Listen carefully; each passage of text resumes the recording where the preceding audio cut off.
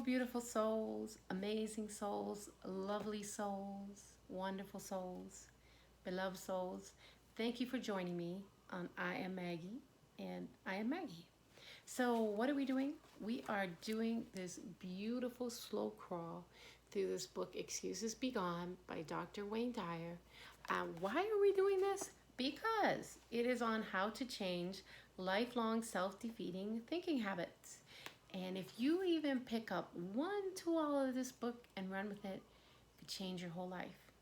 And in changing your whole life, you change the lives of others.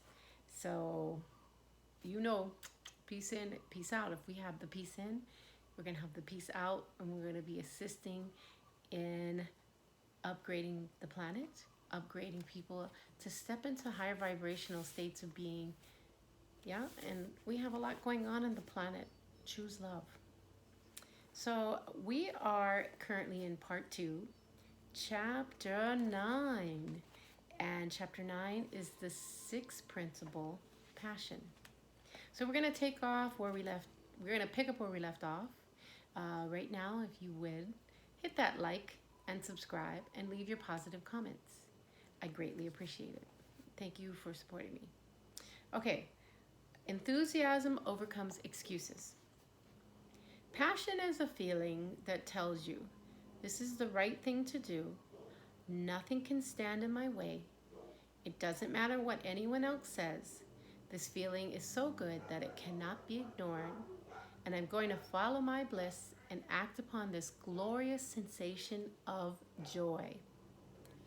Excuses, on the other hand, so feel the vibration of what he just said. So I know that Dr. Wayne Dyer, I mean, this guy is so educated, so intelligent. A lot of times, gets very thorough with the words, but just try to feel into this. I'm going to read it to you one more time.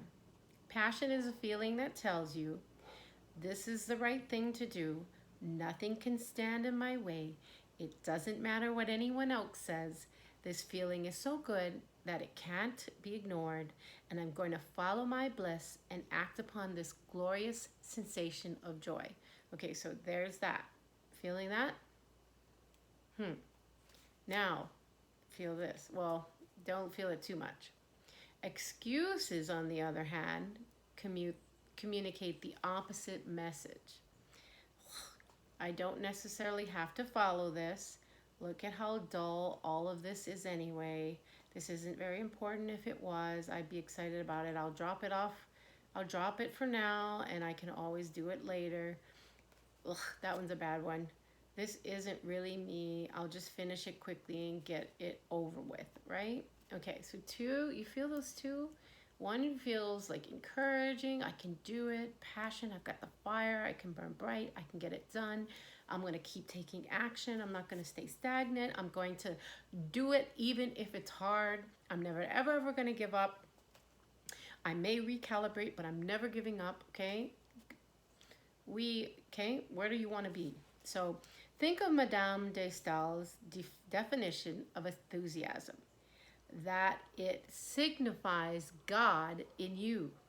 If you can imagine God at work creating beingness, so form, out of non-beingness, spirit, energy, you'll begin to understand the assertion of Jesus that with God all things are possible. So if all things are possible with God, and God is within you, and you in the form of your passionate enthusiasm, why would you ever need to employ an excuse of any kind? I mean, just ask yourself that honestly. Why do I even use excuses? Sometimes it's because I'm afraid. Sometimes because I don't know how to do something.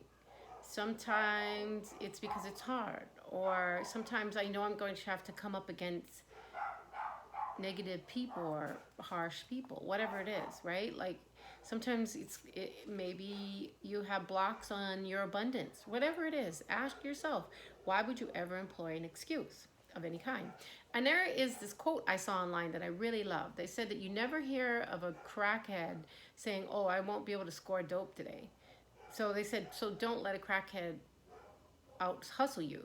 Like, that's a really good point. I mean, I've got another quote about that, but like, I used to tell the young gentlemen's and women's that I used to work with that on their weekends and on their nights off, I didn't see them ever let the word no stop them when they were trying to get at it.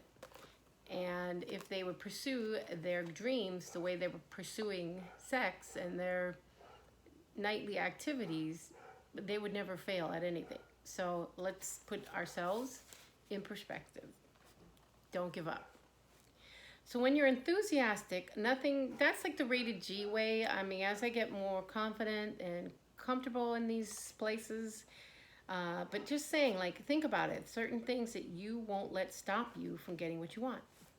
So when you're enthusiastic, nothing seems difficult. When you have passion, there's no risk. Family dramas become meaningless. Money isn't an issue, and you know that you have the strength and the smarts.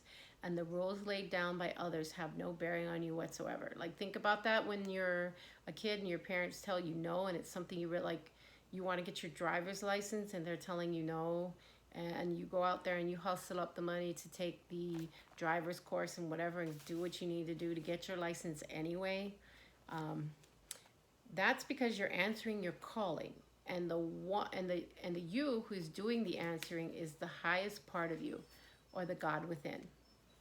So the presence of passion within you is the greatest gift you can receive. And when it's aligned with spirit, treat it as a miracle, doing everything you can to hold on to it. I feel this way about the creation of my books.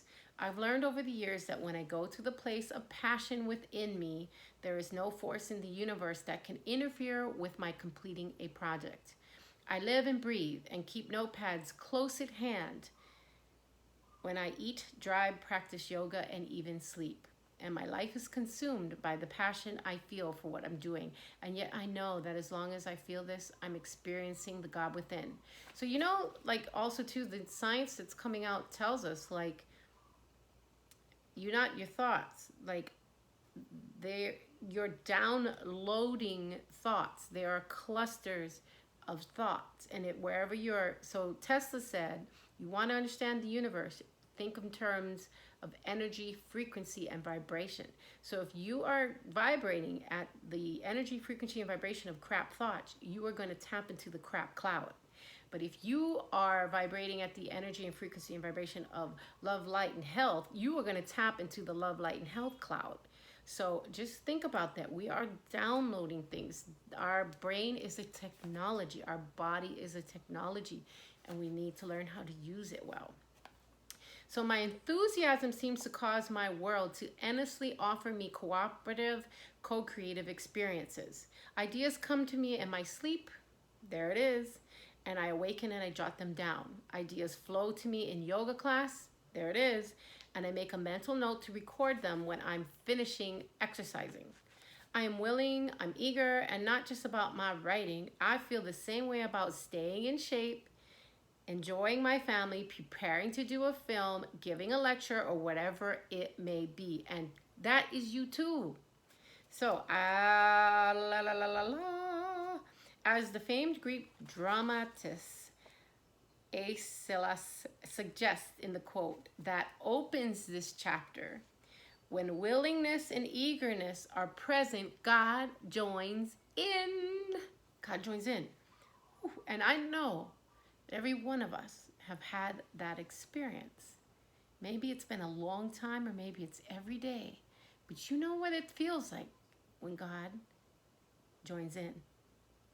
It's electric. This is why I say that the presence of passion is so critical. It doesn't just help us emulate the all-creating divine mind. It allows us to become one with it again. Ciao, bella. And if you have passion, there is no need for excuses, because your enthusiasm will trump any reasoning you might come up with. For instance, that child that wants to get her driver's license and mommy says no because we don't have the money for the driver's ed class, etc. But she is full of enthusiasm and she's full of passion, and she raises the money on her own anyway, and she gets her license. True story. So your excitement will propel you towards acting on what you've been imagining with such gusto that you won't even need an explanation for what is holding you back. The other thing is this enthusiasm causes you to block 3D obstacles. You just, even if they pop up, you don't care. You're like Mario. Boop, boop, boop, boop, boop, boop, boop, boop, boop. You jump on the mushroom and you're in and out. You know, you don't even let nothing stop you.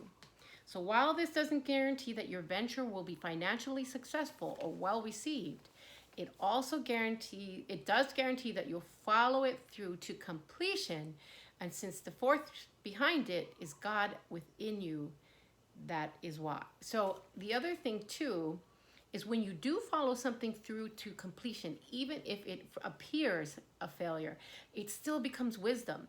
And as, like, for instance, what I am in my meager beginnings, but as I continue to do this, I'm learning more and more. It is leading me to the next step and to the next step.